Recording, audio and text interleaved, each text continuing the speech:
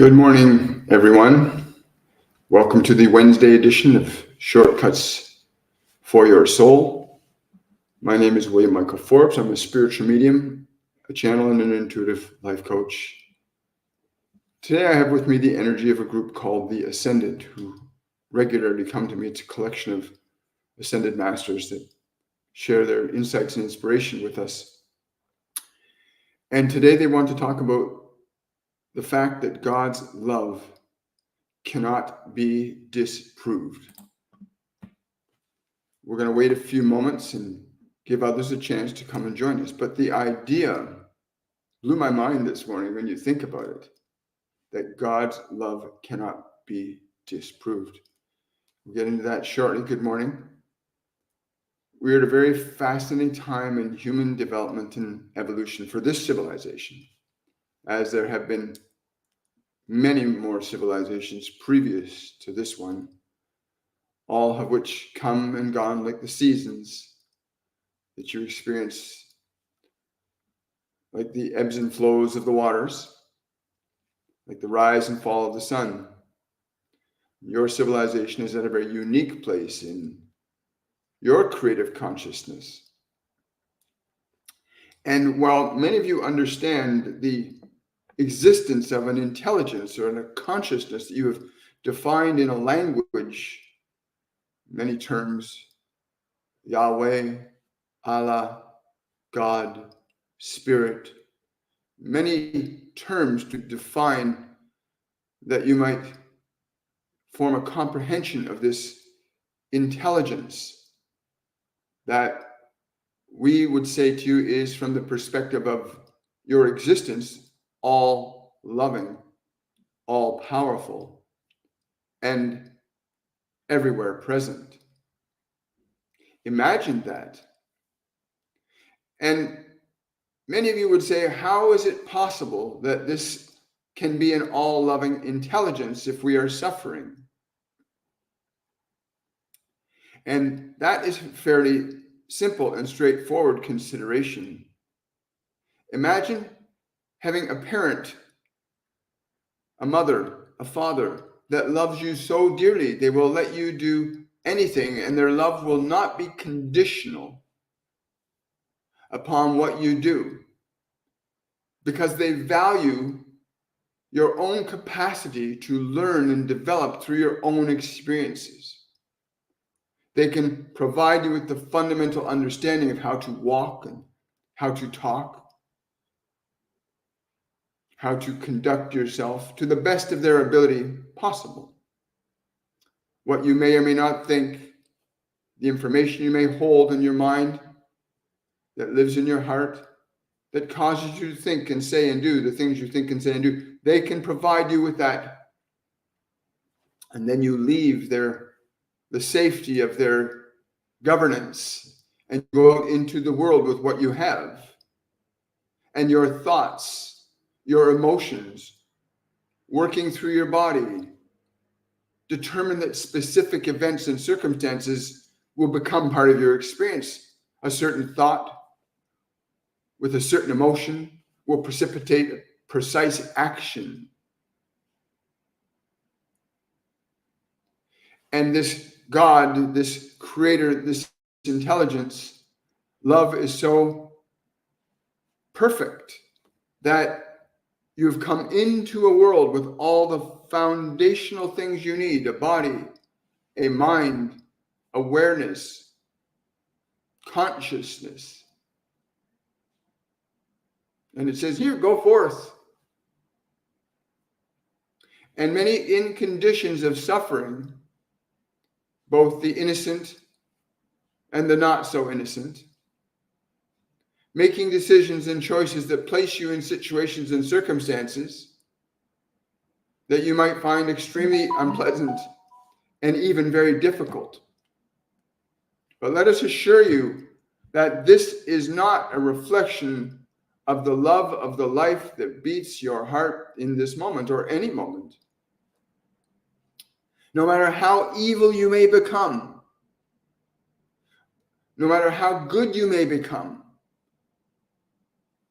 God's love is irrefutable and undeniable in the fact that you are able to be and do as you are in any moment, good or evil, right or wrong. That the function of your thinking mind and the emotions that you create, that you bring into life action through thought, qualities and shades of thought colored by the energy of themselves. That is, a thought of a certain quality will precipitate a certain emotion, which in turn precipitates a specific action. Each emotion that is generated by each and every one of you produces an attractive or a repellent force for specific conditions. And while you may say, well, we did not know that when I think a certain thought, it will create a certain condition. I did not know that what I'm experiencing is because of what I think and feel. Well, now you know. And you have been allowed to think and feel what you would choose to think and feel and experience the result of what you would choose to think and feel. For what you choose to think and feel will precipitate a function of action in each and every one of you. Imagine being given permission to do and be as you would choose to do and be, irrespective of the consequences to yourself or others. That is a love that is absolute. And one might say, well, how could you dare let somebody that you love fall to harm? How could you dare allow that? That is not love, to allow another to come to harm.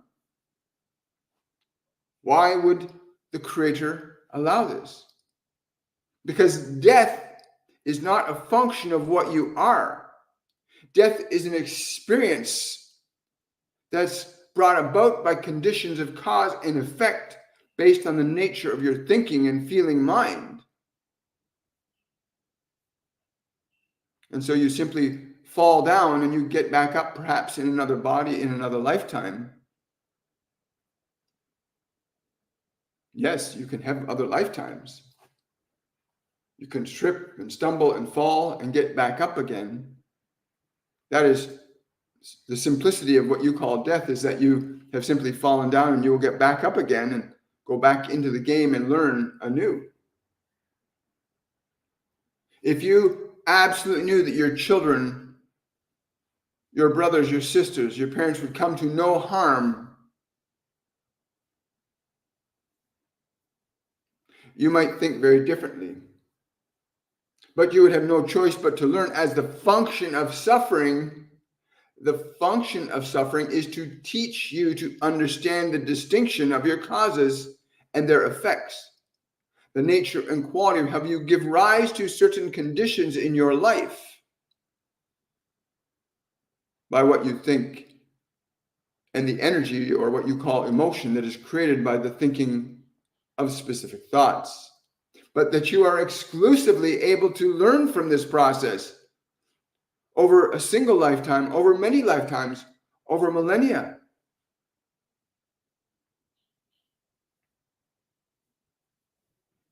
Over centuries. You have this ability. Is that not a very good definition of love, that you would be allowed to be and do whatever you can choose to be and do, and yield the consequences of that, and still have the opportunity to learn and grow and evolve? So even the consciousness that you would call Satan or evil or Lucifer, what name you would give it does not matter. But even the greatest evil is not denied God's love. For eventually suffering can become so great, the denial so profound, that you will have no choice but to turn away from your suffering. And in so doing, begin to return home to love. You may leave the house, but eventually you will return to it. As long as your heart is beating in that body, you have the opportunity to understand and know the function of love very clearly and specifically. You have the opportunity to do this, to know very precisely and very specifically that love is unconditional from the source that gives you life. Life is the unconditional extension of love to each and every living individual on all timelines, in all dimensions, across what you call galaxies, planetary systems, or universes. The function of life as an extension of love is universal. And even a single molecule can become what your science would call the appearance of being completely inert and inactive. And even in that state, a rock is no less worthy of receiving love from God than is a bird or a child or a sun or a galaxy. But each from its own interaction outside of that love loans itself to understanding, learning, evolving through experience to eventually return back from whence you came. And you might say, in your desperation, I do not feel loved. And yet in your very desperation, inside your chest, the very life that is yours to use as you would choose to use, in the very brain that can think the thoughts you would allow it to think, the life is still there with you, for you, as you are choosing. And if you choose to stay in despair in your thoughts, then you will maintain despair in your experience. It becomes a simple mathematical equation from the perspective of what this thinking thought does and what this thinking thought does creates a very different, this and this equals this. This thought creates this emotion, creates this experience. This thought, this emotion creates that experience. And you then have the option to change your thinking mind, that even though I am in despair right now, there is a possibility that I am aware exists. I just don't know it at this moment. But there is a possibility that exists that is a possibility that I am not in despair. That there is something more beyond this moment. And in any instant, good or not so good, a greater possibility always exists for each and every living being. And that love will remain with you irrespective of your decision. You may do such heinous evil, and you will reap the effects of that evil in your own experience and in your own life as a consequence of your own creative process, not a consequence of God's, but as a consequence of your own creative process. So these dark ones that you have spoken of,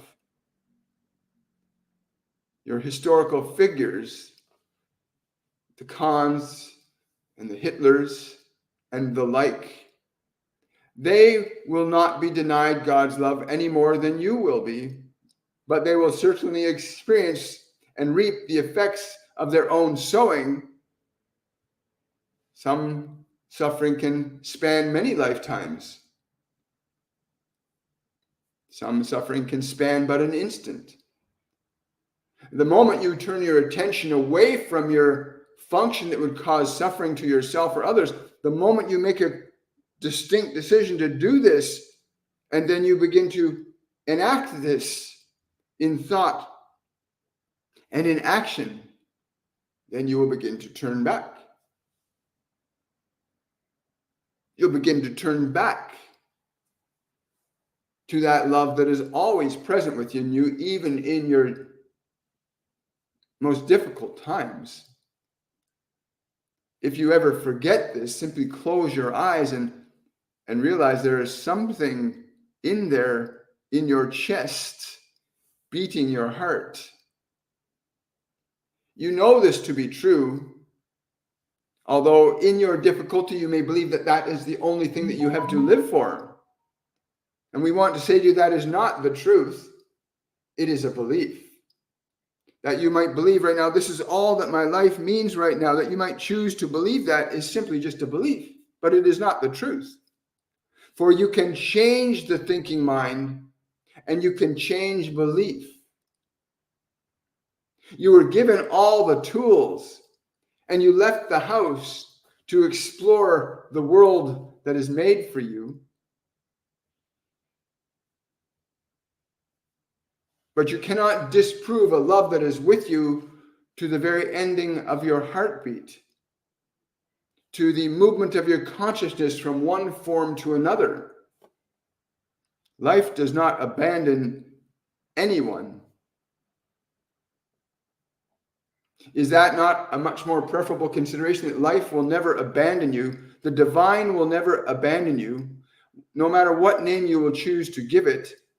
If you want to give it a multiplicity of names and call it the sun god or the earth god or the tree god or the grass god, it does not matter what you will choose to call it. It is with you. It is evident because you are hearing these words right now.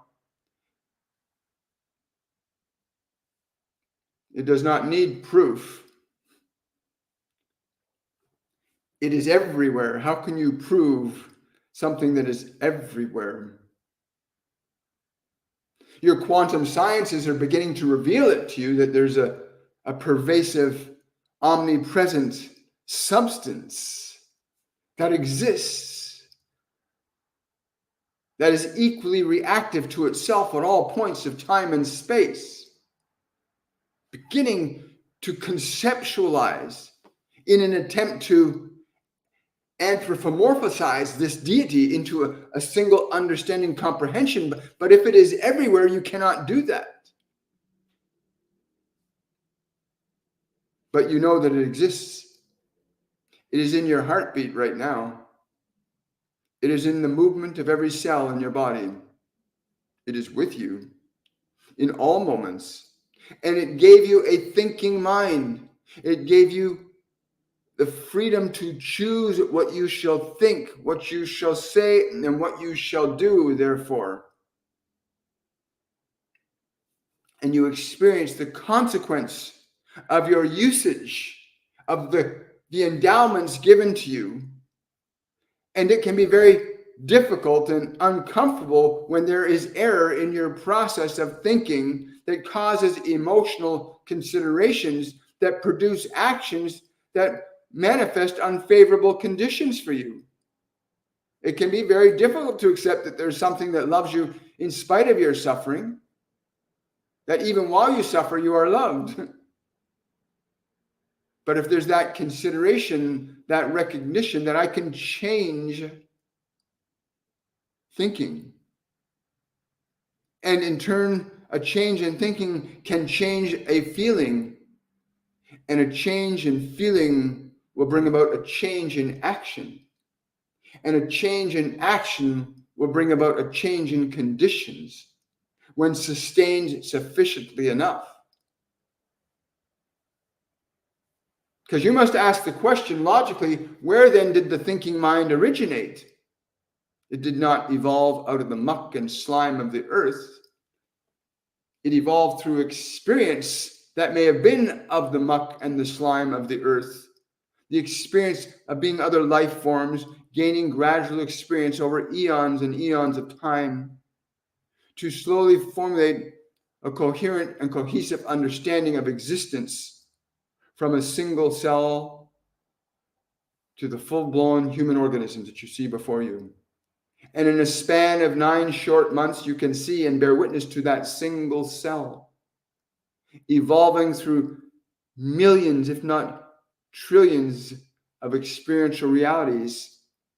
And in 9 short months, you see the culmination of that evolution from a single cell to a reasoning human being capable of choosing thinking, choosing action.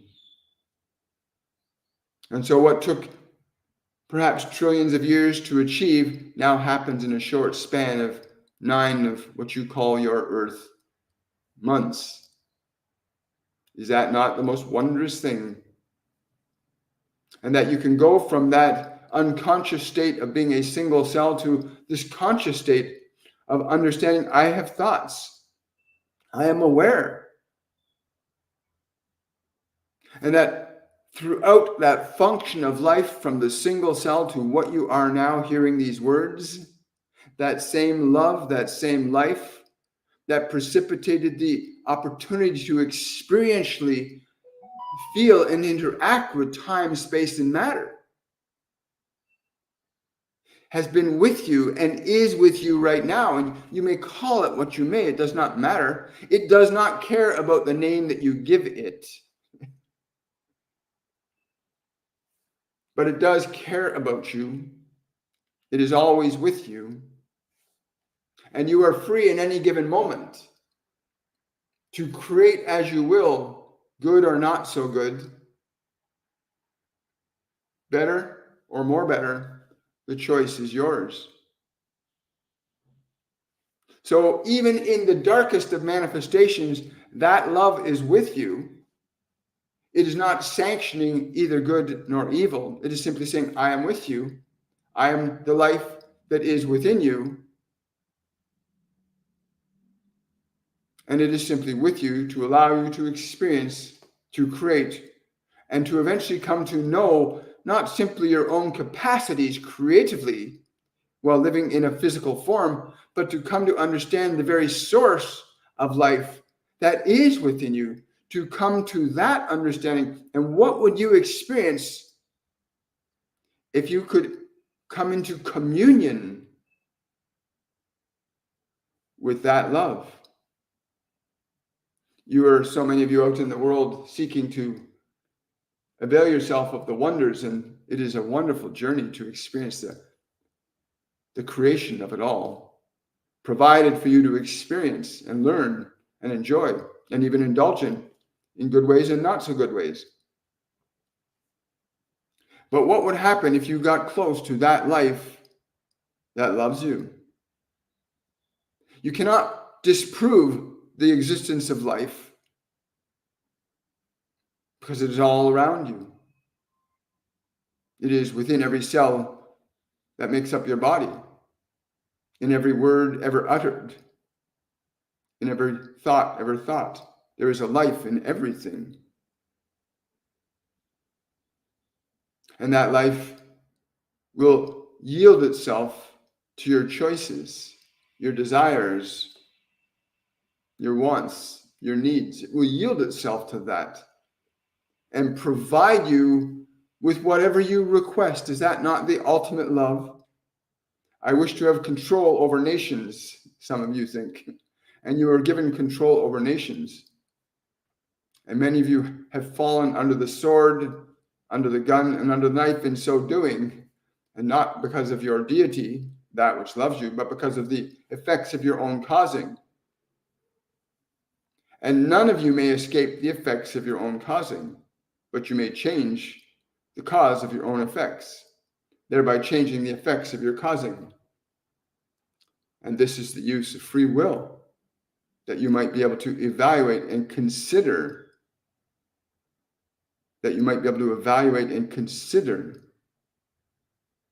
what you will think, what you shall say, and what you shall do, knowing full well that irrespective of what you choose, that which loves you in the expression of life through you will always love you, and you will simply experience the effects of your own causing. But do not confuse your own separate creative process from the very life that allows you to enact those creative processes. Do not confuse God with your suffering. Do not confuse love with pain. It may be present in all of these things, but you are the creator of your own conditions. And that is the ultimate love, that you are free to create what you are creating while simultaneously being free to experience the effects of that creating.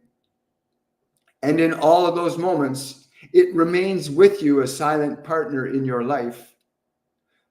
The very giver and bearer of life within you will never deny you. You cannot harm love.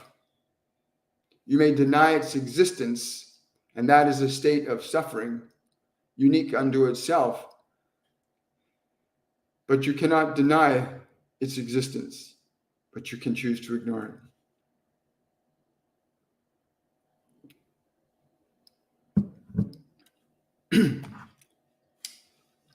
Yeah, the whole idea of being able to disprove God's love, you can't do it.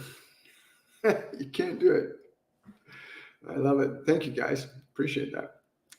So here we are on a beautiful Wednesday on this planet. Brand new, beautiful day. Remember that. Every day you're ever going to experience, any day you're ever going to experience is a brand new day. It can be really hard to believe when you wake up the next morning remembering all the trouble you've had the day before. It can be very hard to sometimes consider that another possibility is available to you, but I can assure you it is. You can wake up in any moment, any morning, and say, I'm going to do something different today. I'm going to make my bed. I'm going to give my body some juice. I'm not going to pick up that alcohol. You can make a choice. I know because I've been there. Been there, done that, bought the t-shirt. Good morning. Lots of questions today. If I can't get to your question, remember you can use the super chat feature. You can also use the link to my Linktree link and get a question that way through PayPal. But we will take a few questions now. Let's see where we are. Am I offering free readings today? Well, you can ask a question today, Karen. And if you put your question up in the conversation panel there, I'll do the best I can to get to your question. Again, I will not get to all questions, so you can use the super chat feature that's in there. What can I do to help my spouse who is suffering? The first thing you can do, if somebody you love is suffering, first of all, you need to hold a vision of their happiness and fulfillment. The question to ask yourself is, what can I say or do that will contribute towards them seeing themselves in a light that would be more favorable to them, for you anyway? What can you say or do that might put them in a light that they would see themselves more favorably than they're currently doing? Because if you're in suffering, it's because you do not see yourself in a very good light. Even the suffering of physical conditions, there are ways of changing that too, with how you interact with your body, because your body is only going to communicate to you in ways it knows how to. It's so learning how to really energetically hold him in your mind, like see his happiness in your mind, 10 minutes every single day. In your mind's eye, see your spouse happy and joyous. Hold that energy in your mind for them. Like see them in your mind's eye, happy and joyous for 10 minutes in your own mind. And then ask yourself this question: what can I do that would contribute to that? That would be good for them and good for me. Great question. Got a lot of people that are struggling with that. I got a super chat here from Lisa on YouTube. Hi, William. Guidance from my guides, please. Yeah, there's that underlying emotion that you have, Lisa. There's that underlying uncertainty you have about your future. It's an underlying uncertainty. It's not who you are. It's an underlying uncertainty. It's a feeling. You need to get in communion with that feeling. You need to get close to that feeling of uncertainty. Bring yourself close to the feeling of uncertainty inside you and think and speak these words to that uncertainty. I'm not sure what to do, but I will take care of you. Think or speak those words to that feeling of uncertainty. I'm not sure what to do, but I will Figure it out. Communicate to it. When you communicate to a certain emotion in a different way, the emotion will actually change. It would be very beneficial for you, I'm being told too, for you to go out. You need to go out and sit near the biggest tree you can find. Go out and sit near the biggest tree you can find. Put your back up against it. Sit on the ground with your tailbone against the roots and lean into the tree.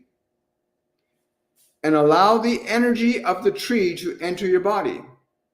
And allow it to take from your body what you do not need. That was very clearly given to me just now. So do that specifically. But anytime you've got emotion inside, this is true for anybody, anytime you've got an emotion inside you that's not very comfortable, that's the way your mind and body communicates to you on an emotional level. If you've got uncomfortable feelings inside you, then turn to those uncomfortable feelings and think these thoughts to them. I don't understand why you're so uncomfortable or why you're so afraid or why you're so angry, but I'm willing to love you. Any one of you does that right now to any uncomfortable feelings you have. If you simply go, I do not understand why you are so uncomfortable, but I'm willing to love you. And just think or speak those words, you'll feel that emotion change ever so slightly. Sometimes it can change a lot, but you want to do that. You want to actually interact with your emotions differently than you normally do so that you can change their energy, because the emotions are your energy. Emotions are your energy that you use to create in this world with. Great question. Thank you so much. Got a question here from Teresa. Thank you so much, Teresa. My husband has passed away this past December unexpectedly. Can you please tell me where he is now? Please tell him I love him. I'm getting all these tears coming up from him. He loves you too. Will he ever come back to this life to continue his path to consciousness? First of all, I'm just feeling all this love flowing back to you. He's left the physical dimension, but he has not left this earthly plane. He's with you right now. What you need to do is sit down. Sit down wherever you are. Just sit down, relax, take a slow, deep breath. Keep your head slightly tilted up. Relax the body. And rather than trying to see him physically, just simply communicate to him, I want to experience your energy. Come close. Just that thought. I want to experience your energy. Come close. And then allow yourself to feel the way his energy can interact with your system. And just be present. Yeah. Whatever emotions come up, allow yourself to feel them, because they're not, you'll feel tears of joy from him. You won't feel tears of sadness from him. Once you start to connect to his energy, the love that you two shared in the physical dimension is still there, but it's just not physical. But allow yourself to just bring him in close to you. Whatever his name is, think or speak his name and ask him to come close to you. And just slowly breathe and allow yourself to feel and receive the energy that he has to give you right now. As to this process of coming back and learning about consciousness, he's doing it right now with you. You can be a bridge between the physical dimension and his plane of consciousness. So communing with him, yes, he's saying he wants you to continue learning and growing, that he might learn and grow with you still. Yeah, feel his energy. Yeah, and stay close to him. Don't go far. Just stay close to him. Stay with that energy. Just because a person leaves the physical body does not mean they've left existence. This glass of water, think of it as the person you love that's left the physical dimension. You take this water, you pour it into a pot. Now they're from the glass into the pot. You heat the water up. The water turns to vapor. The vibration changes. The consciousness shifts. So when the person leaves the physical dimension, their consciousness becomes imperceptible to your 5 physical senses, but it's not imperceptible to your awareness. That's why we always say, sit down, relax, feel the presence of their energy. They're physically not, I know they're telling me that's not entirely true. Sometimes they can physically manifest an energy that you can see, like a silhouette. Sometimes they can even manifest a very faint image of themselves, but that's very rare. Generally speaking, they can all, when they leave the physical dimension, if you can access their energy, they'll connect you energetically because they're not on a level of time, space, and matter anymore. When people leave this physical dimension, they don't have a physical body to communicate with you, right? And you cannot recreate the body you had before. You can't recreate the body you had before unless you're like an ascended master like Jesus or Buddha, who can actually manifest or reformulate a physical body, right? It's been demonstrated. But I'm really happy for you. Just stay in that joy, that communion, in whatever way you can. Thank you so much. I appreciate that. Thank you so much. I appreciate that. Oh, you're very welcome. Oh, you're very welcome, Lisa. You're welcome, Teresa. Thank you so much.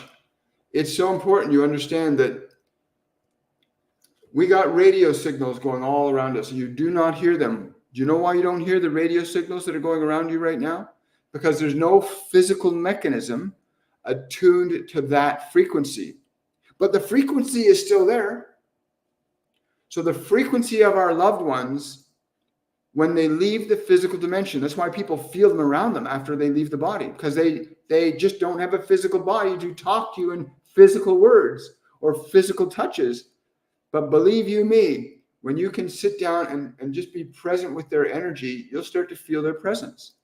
You have to change how you're trying to perceive them. Most people believe the body is the individual.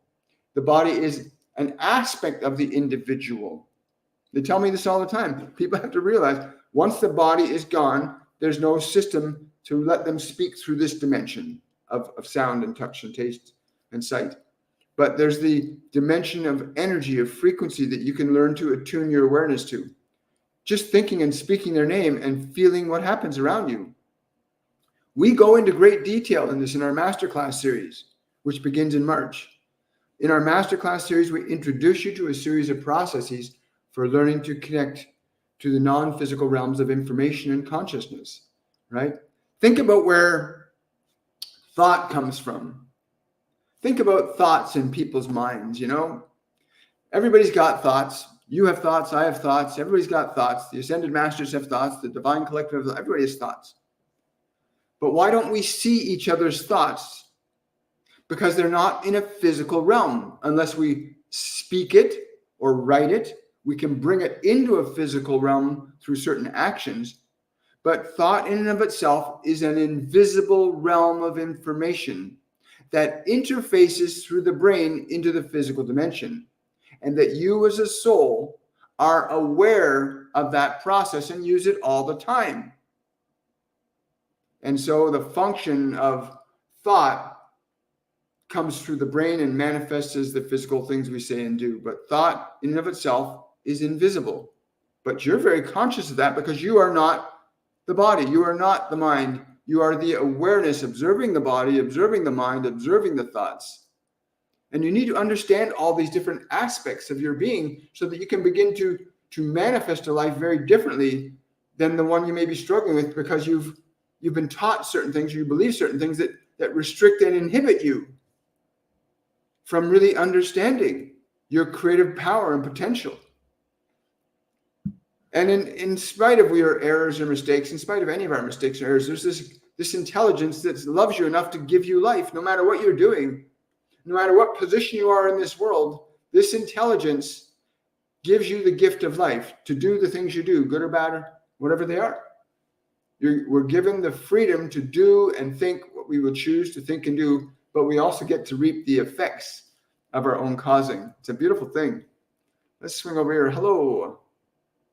Love and light to you too, Katie. Somebody's saying, I've been really stuck since my husband passed. Thank you for your elevating words this morning. You're very welcome. They're more than that. There's a truth to them. If I have a radio set in front of you, if we have two radio sets and they're both playing a station, I take a hammer and I break one radio to pieces, smithereens.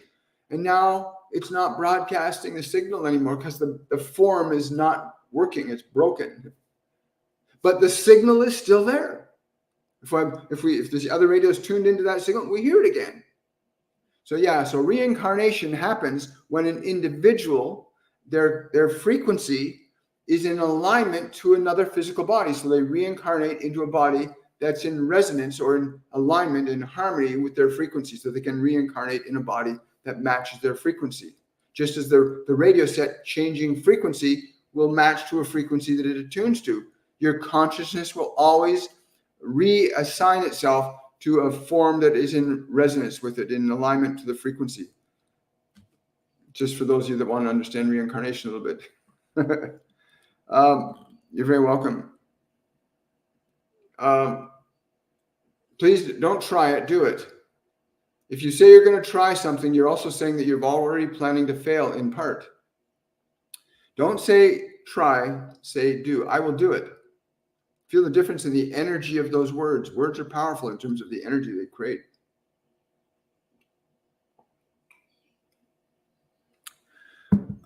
I will do that, you say, and do it.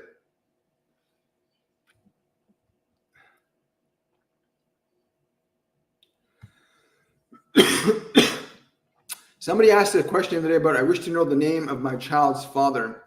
And a name I got for that question was John. The name I got was John. Why am I seeing numbers? Who's trying to make contact with me? You got Archangel Metatron trying to connect with you, Jade. You got Archangel Metatron trying to connect with you. People all this talk about angels and archangels and multidimensional beings. These things exist. They're on different frequencies of perception.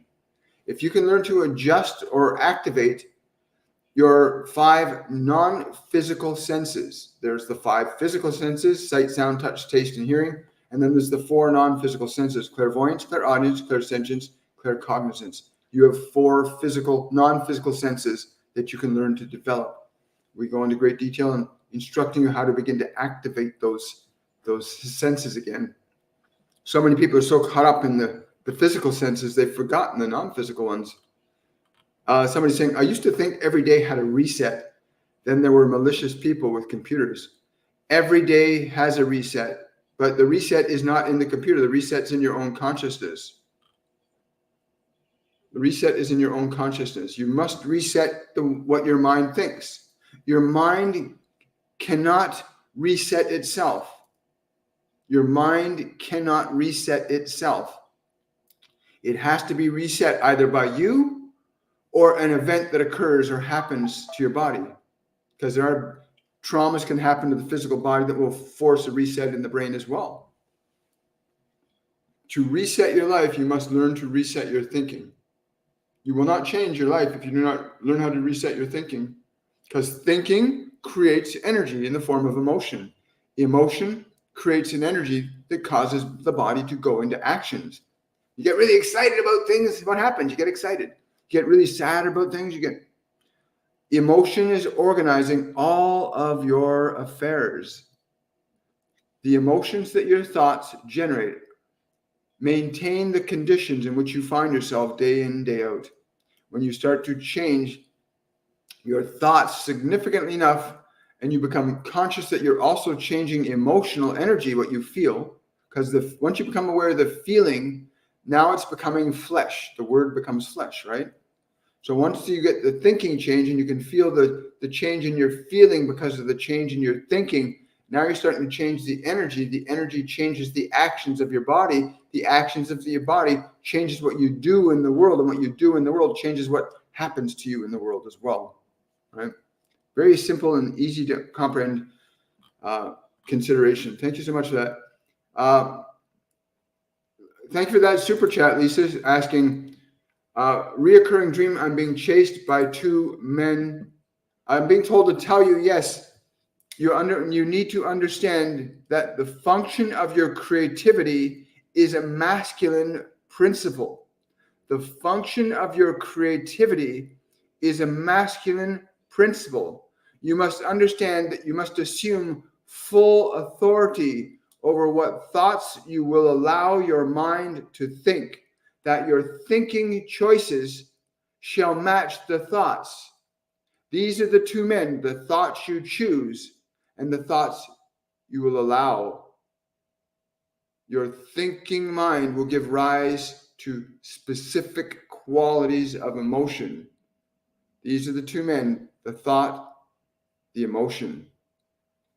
Choose your thinking very, very, very carefully, mindfully. The choice of thought is a masculine act. The choice of thought, to choose a thought, is a masculine act. It's a function of creation. Many of you are confused about what you understand masculine and feminine to be. Many of you are so caught up in the illusion that masculinity and femininity are simply functions of your biology, but they are functions of your consciousness as well. The thinking masculine mind and the emotional feminine energy that it produces. You are, as a soul, by nature, masculine in your function of creation. The thoughts you can choose to think is also masculine, and the emotions that those thoughts will create is feminine. The masculine stimulates the feminine into expression. So the function of action ultimately is the product of your feminine energy, whereas the function of the thinking choices of your mind is a masculine function of your energy. In this context, masculinity and femininity has nothing to do with your biology, because your biology is what it is. But your thinking mind is masculine. Your emotions are feminine. Understand that distinction. These are the two men. You must not run from them. Do not run from them. Assume authority over what you think. Assume authority of what choice you will make over thought and what thoughts you will allow to be in your mind. And you will be governing those men instead of being chased by them. So it is assuming responsibility ultimately over your thinking mind.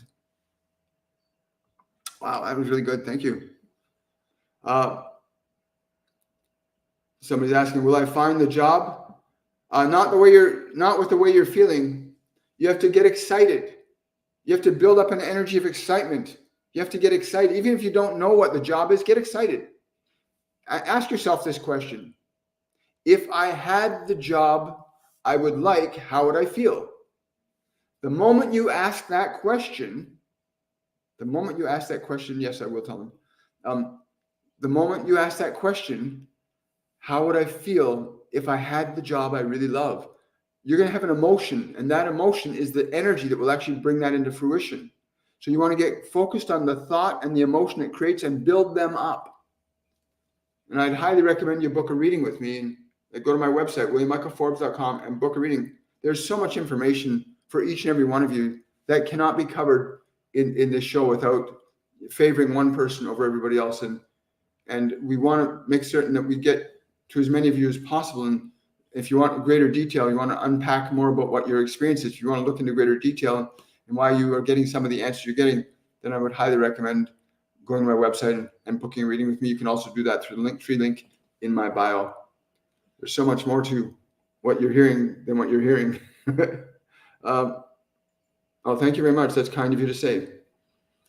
When you are awakening, integrating, is it typical to feel like you're very, very depressed?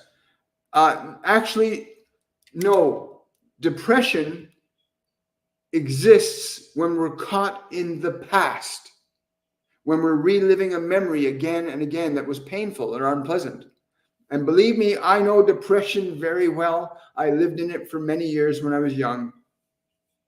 And anxiety was my best enemy. So your depression, and I'm speaking from experience here. Depression is when your mind is habitually focusing on pain, suffering, and loss because of the past.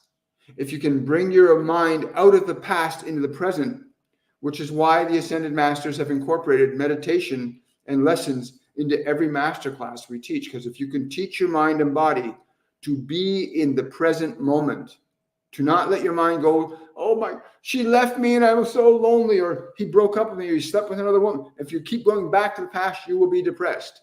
It's very simple. And so when you can surrender your attention to your suffering, and a really simple way is, don't attack your depression. Turn to your depression and say to your depression, I don't know why you're so sad, and maybe you do, but say to it, no matter how sad or bad you feel, I'm willing to love you. Do that right now. Like really do that right now. Turn to the party that feels depressed, wherever it is in your body, and just think to it, no matter how depressed and bad you feel, I'm willing to love you. And you'll feel it change. You're going to feel a slight change in that depression when you say to it, I'm willing to love you, even if I don't understand you. A lot of people don't understand you can communicate with your emotions. You can communicate with the emotions that feel so bad inside you. If you communicate lovingly and compassionately to your emotions, they'll change. And please do that right now, and then share your experience. What happens inside you when you do that? What happens if you turn to your depression and say, no matter how depressed you are, I'm willing to love you. Just think that to it and watch what happens, and tell us what happens so other people get to hear it. Other people get to know. Oh, you're very welcome. I appreciate you too.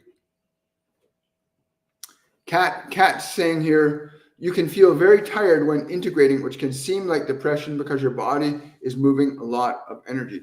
That's very true, what Kat's saying. So you go to the gymnasium and you do a really good workout and you're pumping your weights and you're doing your stuff and you're feeling exhausted afterwards. Your muscles are fatigued and weak, but you've done this incredible workout. So yeah, sometimes you can be tired. You need to take a rest. You need to just sit back and go to the beach or go out and grounding. If you're ever going to do meditation, you're going to do any inner work, make certain you go out and ground. And we teach you a process of grounding. You can come to our master classes and learn how to ground your body, learn how to balance your mind. You did not come here to suffer. You came here to create. Every single living soul on this planet did not come here to suffer. They came here to learn to create. Suffering is a mechanism that occurs when our function of creation produces conditions that we do not like, do not feel good. If you were very abusive, and I know this from personal experience, if you were very abusive in another lifetime to people, then you're going to experience being abused in another lifetime. It's a very, very straightforward cause and effect system we live in. You cannot escape the effects of your own causes. But thank you for saying that, pointing that out, Kat. Really appreciate it. How do I know if spirit is telling me things or it's just my own brain? That's a really great question, Amber. And that's a process of discernment, because there is your body, because your body has sensation. Your body wants to eat certain things. It wants to drink certain things. It wants to feel certain things. It wants to reproduce. Your body's got its own life, right? It's got its own impulses that you have to learn to distinguish yourself from its impulses. Oh, my body sees that attractive person and it wants to go and get to know them. That's a physiological thing that's built into your body. Then there's the thinking mind, the mind that thinks, the thoughts that you have, thinking in your mind.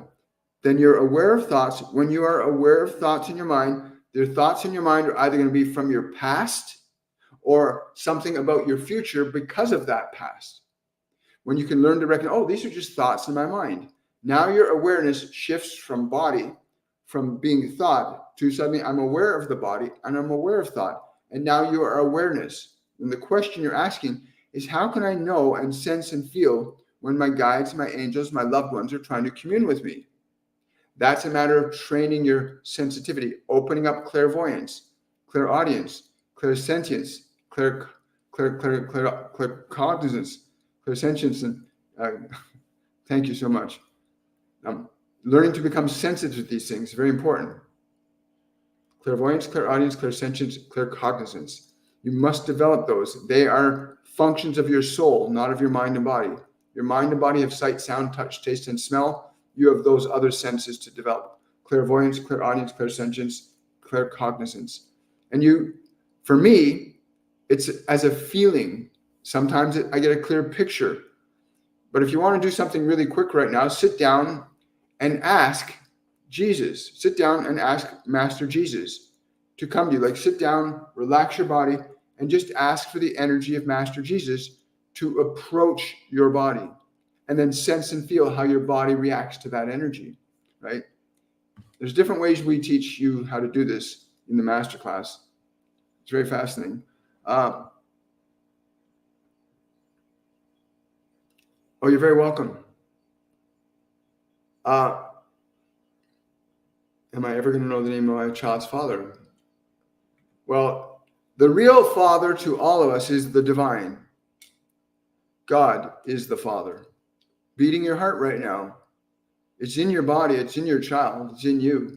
We have one mother and one father, right? They're one and the same thing.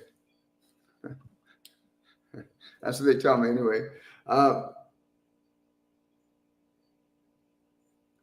Somebody, I said, I get a strong yes. You are. I'm being told to tell you, yes, you are able to move in the springtime. You are able to move in the springtime. Whether you commit to it or not is another issue. You must commit to the thing you desire and not simply desire it. You must commit to the thing you desire rather than simply desire it.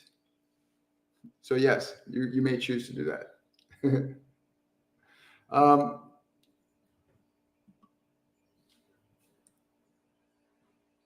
Someone's saying, Linda Pollock sent me a friend request and messaged me directly. The ancestors have some important message for you. Thank you. So Linda Pollock, Karen Jaibi is saying that she's got a message from your ancestors for you. She's on the YouTube feed, so you can find and connect to her. She's on Facebook. You can look her up. She said, send her a friend request and she will give you the message that she has for you. That's wonderful. Thank you so much. It's wonderful that you help each other out like that. Yeah, someone else seeing numbers all day long too. Metatron's working with a lot of people. Mathematical images, equations, sequences of numbers are often Archangel Metatron. There are others that do that, but usually it's Archangel Metatron that's working with number sequences, geometric patterns and figures. Mathematical information will come to your consciousness. This is usually Archangel Metatron that you're connecting to.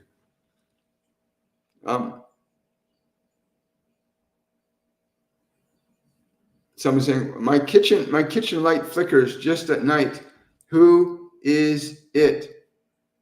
The name I'm getting is Eleven, Eleven,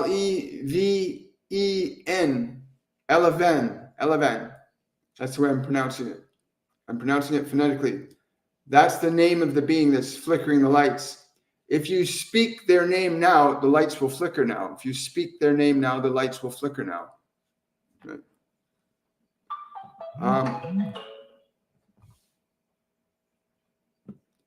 Celebrate joy, Linda. Celebrate continuous joy. It's going to be a while before we see each other again. Celebrate the rest of it with joy. Celebrate the rest of it with joy. That's beautiful. Wonderful. Yeah, you're not missing.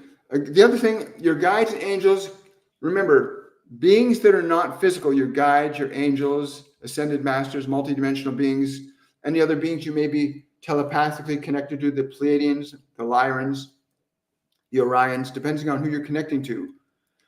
They cannot necessarily communicate with you in a way that you cannot receive. They can only communicate to you in a way that you're able to receive. So if you're more sensitive to number sequences coming up, then that's the way that they can connect you. Don't get caught up in the symptom. That is, so you get 1111. Forget about you see 1111. Pause and allow yourself to feel what is the feeling that's being transmitted to me through this repeating pattern. So, because they'll communicate to you on the level that you're able to receive. So don't ask yourself, oh, what does 1111 mean? What was the feeling that was being felt by you the moment you perceived it? And the feeling will contain the information of the message. Again, this is all stuff that they teach us in the masterclass. By they teach us, I mean the ascended masters, multidimensional beings, the ones that work through us and our other mediums in the program. It's wonderful. Thank you so much. Appreciate that. Hi, guys. Someone says, hi, William, I've been getting headaches frequently. Is it stress because I'm looking for a job? In part, I'm being told to tell all of you that there's a lot of people going through symptoms right now. There is a massive shift in energy happening on this planet right now. It's not the first time it's happened. What's happening has not happened in almost 12,000 years. And the sun, which is what gives the substance that allows life to evolve and transform and change throughout the entire existence of this planet, is changing again. Your DNA is being affected. Everyone's DNA is being affected from the sun. That's what X-rays, cosmic rays, gamma rays, these affect and alter and change the structures of life on this planet. Solar radiation, ultraviolet radiation, and there are spectrums of energy coming from the sun that science doesn't even know is coming from the sun. I highly encourage you to spend time every day. Make certain you drink proper amounts of water. Go out and put your feet on the ground and get grounded. If you're in a winter climate, then put your hands on a tree. You need to electrically balance your body because your body is being bombarded with these genetically altering energies.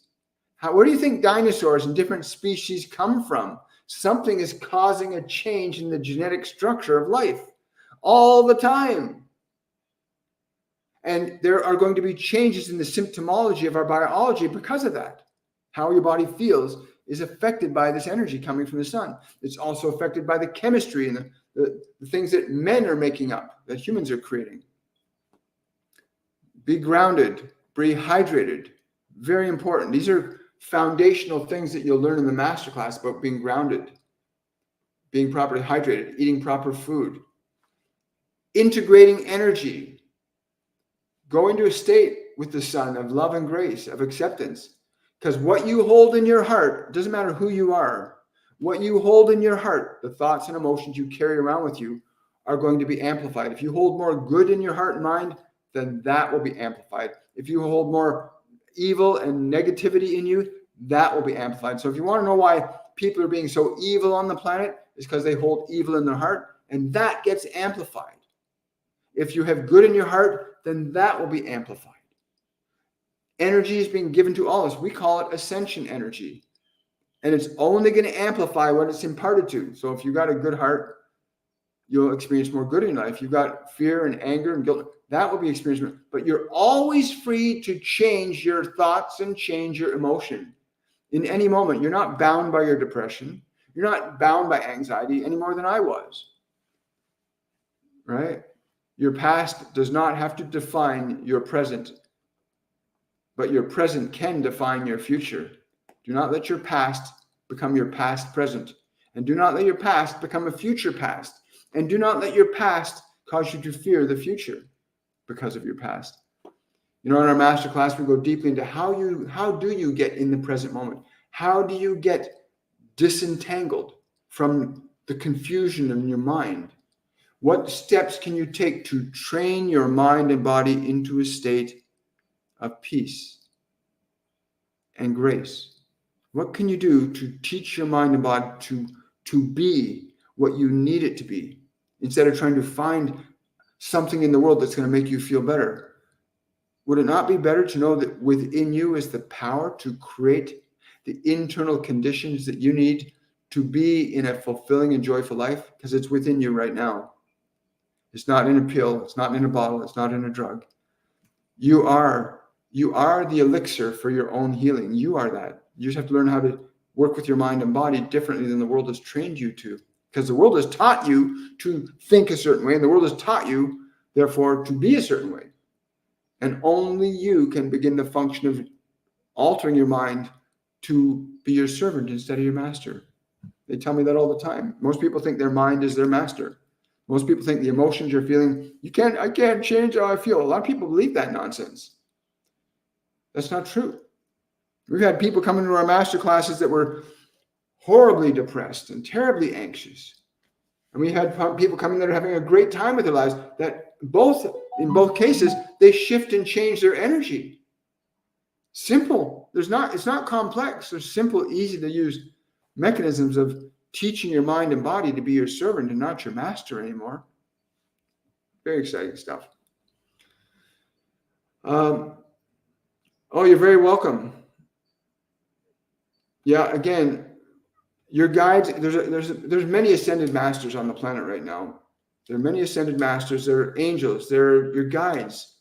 There are your loved ones. They're not in physical form necessarily, but they're around us. You just have to learn how to shift your perceptual apparatus. That is the way you perceive, so that you can perceive differently. Just as you can take a radio set and change the station it's tuned to, just the same way as you can do that, you can do the exact same thing with your own consciousness. You can tune your awareness to different frequencies. You can tune your awareness to love. You can turn your awareness to depression. You can tune your awareness and your thoughts to different frequencies. You can learn to do that. Conventional education does not teach people how to change their thoughts. It teaches you what they want you to think. But in any moment, no matter your state or your affairs right now, the moment you realize I can change the thoughts that are in my mind, and you can consistently keep your mind on a new train of thought, that new train of thought will start to create emotional energy that matches it. Like if I said to you, you are the most wondrous and radiant being, whether you know it or not. Whether you know it or not, you are the most wondrous and radiant being. If you have felt the energy of that thought, then you will feel a shift in your energy. The environment can give you energy that can lift you up, yes. The environment can give you energy that can bring you down. But what's most important is that you yourself can learn to moderate your own thinking process, which in turn will give you the recognition that you're also able to create an emotional process. You can change emotional energy in your body, and you can learn to do that in a few short weeks. You can learn to do that in a few short weeks. You did not come to this world to suffer. You came to this world to learn to create. That's why you're here, to learn to create. Suffering may be a consequence of the errors in your creative process, but you came here to learn to create, and that is the truth that you must hold fast to. You came here to learn to create. And you may defer that process to others telling you what to think. And you may defer that process to what others say you should do. Or you may recognize you are the process of choosing thinking. You are the process of your own emotional creating. You are that beautiful, radiant light that can change your thinking mind and in turn generate new emotional conditions that will alter and change the functions of time and space around you. You are able to do that, each and every one of you. All of you are able to do this. But you must learn. Just like a child must learn to walk, you must be open to learning new and different ideas and conceptions that you might experience your own creative process differently than you have been up to this point. Wow, thank you.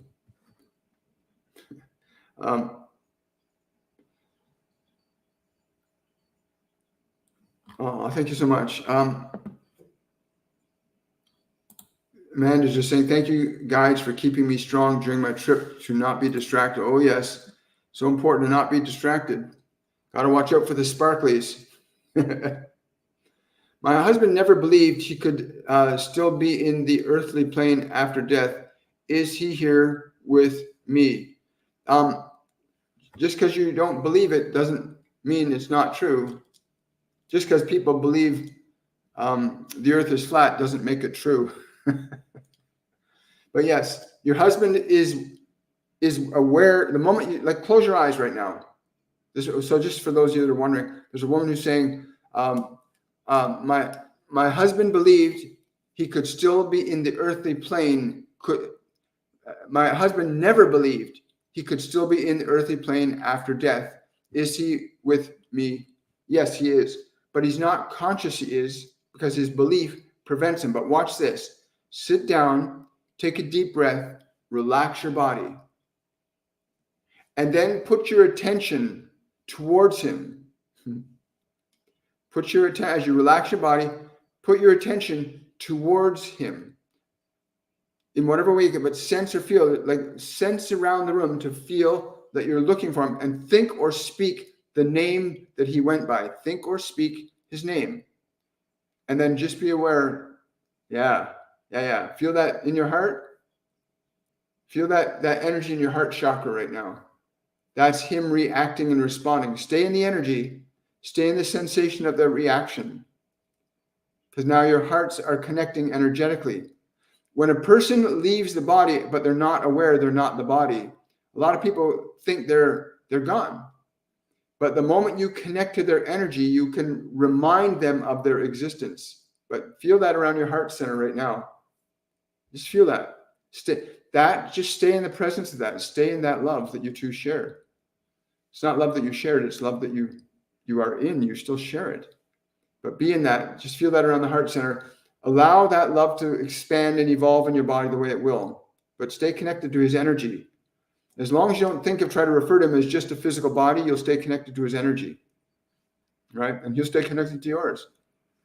You're going to feel that sensation of joy you're feeling in your heart is what he's feeling, because now he's aware that he's aware. He's aware that he's aware because you connected to him. If he believed he wasn't, he wouldn't be aware that he is. But the moment you connect to him, suddenly he's aware that he is. And that's happened to a lot of people when they leave the physical dimension who don't believe. They believe, oh, this is it. This is the only life I have. I'm going to leave. Then they leave. Their consciousness structures that experience. So they're unconscious. They're not aware they still exist. And the moment you can commune or connect to their energy, you can bring them back to awareness. Master Houdini, when he said, I'm going to come back and I'm going to talk to people, what he didn't understand is people couldn't see or hear the non-physical dimensions. And only those that can see or hear. So he was talking to all these people for months, and none of them could hear him because they weren't able to hear him the way that he was.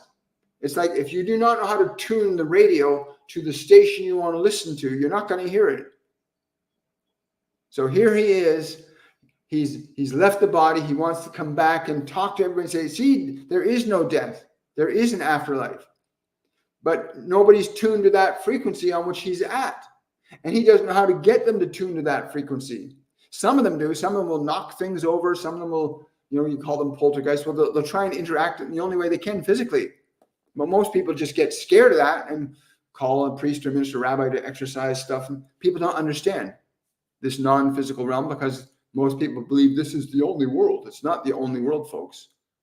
Your thought is invisible. Your thought is in an invisible realm. Your imagination is in an invisible realm. There is a visible realm perceptible to the senses and an invisible realm not perceptible to your physical senses. And your awareness is able to bridge between the physical and the non-physical. But if you believe that you are only a physical body, and that's all that you see, hear, smell, touch, taste is all you're going to perceive, that is all you will perceive because that's what you're tuned to. If you can expand your awareness a little and perceive, oh, I have thoughts in my mind that are invisible. That's an invisible realm.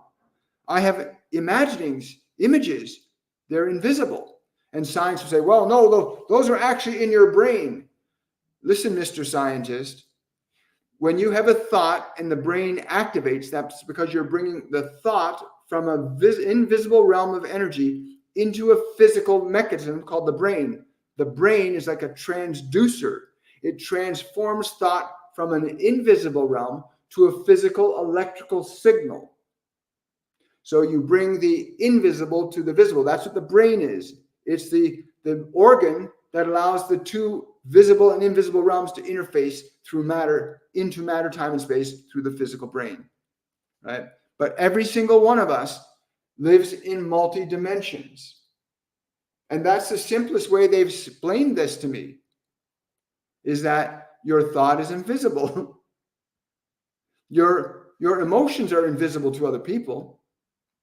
Your imaginings are invisible because it's on an invisible realm. The minute you bring it into the visible realm, the minute you bring a thought into your body, it creates an energy. And then you're thinking, that tree is really beautiful. And now you have a feeling. You can bring the invisible to the visible. You can bring the visible to the invisible. If you learn how to shift your awareness from the visible realm of the 5 physical senses, and you can learn to do this with meditation, which we do in great depth in our master classes, you can shift your perception from the 5 sensory self to the multisensory self, or the realm of clairvoyance, clairaudience, clairsentience, claircognizance, the realm on which most guides, angels, ascended masters, other multidimensional beings can communicate with many other realms of consciousness, including this dimension here. So yeah, you are a conduit for that. Your soul is a conduit for that. Thank you so much for that. I really appreciate it.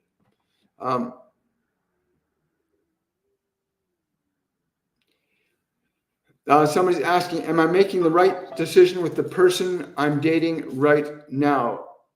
If you are questioning that you're making the right decision, then you're probably not making the right decision, is what I'm being told to tell you. If you have that kind of doubt already, don't do it. Don't do anything. If you are in doubt, either you learn to overcome your doubt or you understand why you doubt. Either way, you must make a decision. There is only one or the other in this case for you. Do not doubt that there is something that you need. Thank you so much. Got enough time for 2 more questions here. Is there any truth to numerology and astrology? That's a great question. I've been told to say the truth to all things is what you would choose to assign to it. The function of numerology, the function of card reasoning, the function of tools of divination were not to make the tools themselves. The function for you yourself are only to use these tools to reclaim your function of divinity. That the function of numbers and devices and cards and these things that you use, these are devices to reconnect you to the realms of information that is available to each and every one of you within you. These tools of astrology and numerology, these tools of pendulums and dice and these implements of divination were not meant to be the sources of your power and your knowledge and your wisdom, but were meant to be devices to teach you to reconnect to the power and the source and the wisdom that is what you are. Within you, the truth resides. So you might use these tools to try and figure whether or not you should do this or do that. But if you go within, you can know. You can resensitize yourself to knowing the truth within you. Then these devices become obsolete when you understand how to do that. When you understand how to go within and know, this is the thing. Yes, this is what I know to do. These devices are to get you there. You're not to be kept trapped in the devices. You're to go within. The kingdom of all knowledge is within you. The kingdom of all knowing is within you. The kingdom of all power is within you. The kingdom of all truth is within you. And so the devices are useful only if they lead you back to the place of truth within yourself. Wow. Thank you so much.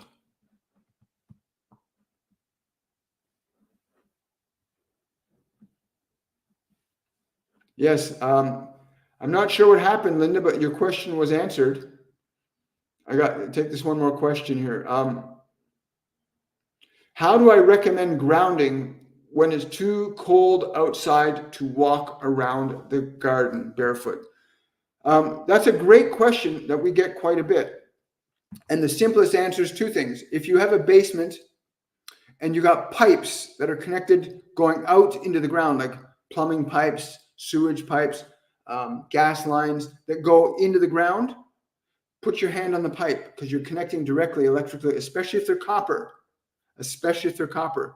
Another option is you can go outside and go to a tree and put your hands on the tree, on the outside of the tree, and let the energy connect to the hands that way. Other thing you can do is you can take 2 copper pipes and you can pound them into the earth and then put your hands on them as well. So there's multiple ways you can ground. You can also buy grounding mat, a wonderful movie to watch on YouTube if you want to really get a deep understanding of the grounding and the function of grounding is called earthing. You can find that on YouTube. I don't have time to put a link underneath the video, but I will say it's called Earthing, the movie, and it's on YouTube, and it will give you a very detailed and highly scientific understanding of the functions and the purpose of grounding for your body. Your body needs to ground. Your body is part of the earth, and most people are wearing rubber-soled shoes, living in cities on concrete. Very few people are grounded. So why a lot of crazy stuff is going on in big cities? Because people aren't grounded anymore. And the body's under stress. It goes into fight or flight mode. You need to ground your body. Go into the ocean, swim in the ocean. It's one of my favorite things to do, swim in the ocean. Swim in the ocean, lie on the grass, hold a tree, drink water, take a bath, get a grounding mat. Many different things you can do, but that's a great question. I want to thank each and every one of you for coming out here today. I look forward to seeing you guys again on Fridays, a live Q&A. Yeah, I enjoy it too. Thank you so much. That's wonderful. Yes, it will. Your house will sell soon. I really, we really want to make certain that you get your questions answered. If you have a question that wasn't answered, go to the Linktree link on my bio. Click on that and you can make a small donation. I'll respond to the question. Or you can go to my website and book a reading, because again, the short answers you get for a single question is just the tip of the iceberg. And boy, icebergs are pretty big if you know how they work. That 90% of the iceberg's underwater. Anyway, much love to each and every one of you. Thank you so much for coming out and joining us today.